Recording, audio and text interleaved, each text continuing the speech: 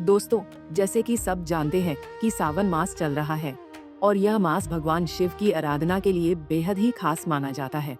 इसी मास में नाग पंचमी की पर्व मनाया जाता है। नाग पंचमी के दिन नाग देवता के साथ भगवान शिव की पूजा करने की परंपरा है। कहा जाता है कि इस दिन के अवसर पर जो भी जातक नाग देवता की पूजा करता है, उन्हें नागों से और नाग दंश का भय नहीं रहता है। जानकारी के लिए बता दें कि साल 2026 में 17 अगस्त दिन सोमवार को नाग पंचमी का पर्व मनाया जाएगा। इस दिन के अवसर पर सावन सोमवार का तीसरा व्रत भी रखा जाएगा और साथ ही इस दिन सिंह संक्रांति भी मनाई जाएगी, जिसके कारण इस दिन का महत्व और भी ज्यादा बढ़ जाता है।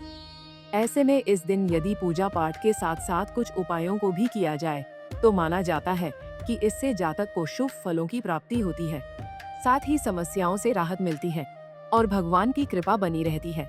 लेकिन क्या आप जानते हैं कि वो उपाय कौन से हैं और उन्हें कब और कैसे करना चाहिए?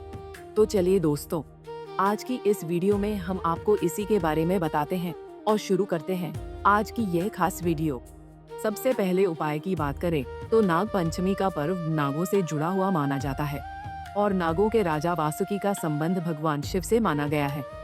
ऐसे में इस दिन के अवसर पर भगवान शिव की पूरे विधि विधान से पूजा करें और फिर शिवलिंग का दूध से अभिषेक करें और साथ में महामृत्युंजय मंत्र का जाप करें।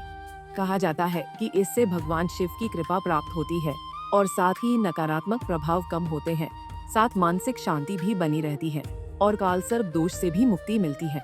दूसरे उपाय की बात करें तो नाग पंचमी के अवसर पर पीपल के पेड़ की पूजा करना भी अच्छा माना गया है। इसके लिए सबसे पहले पीपल के पेड़ में कच्चा दूध अर्पित करें और फिर घी का दीपक जलाएं। इसके बाद आटा, घी और गुड़ से छोटे छोटे लड्डू तैयार करें और पीपल के पेड़ को अर्पित करें। कहा जाता है कि इस उपाय को करने से कालसर्प दोष से राहत मिलती है और त्रिदेवताओं का आशीर्वाद बना रहता है। इसके अलावा नाग पंचमी के दिन प्रातःकाल उठकर स्नान आदि से निवृत्त होकर स्वच्छ कपड़े पहन लें। इसके बाद 11, 21 या 108 बेलपत्र लें और प्रत्येक बेलपत्र पर ओम नमः शिवाय लिखें। फिर श्रद्धा पूर्वक एक एक बेलपत्र शिवलिंग पर अर्पित करते जाएं और साथ ही ओम नमः शिवाय मंत्र का जाप करें।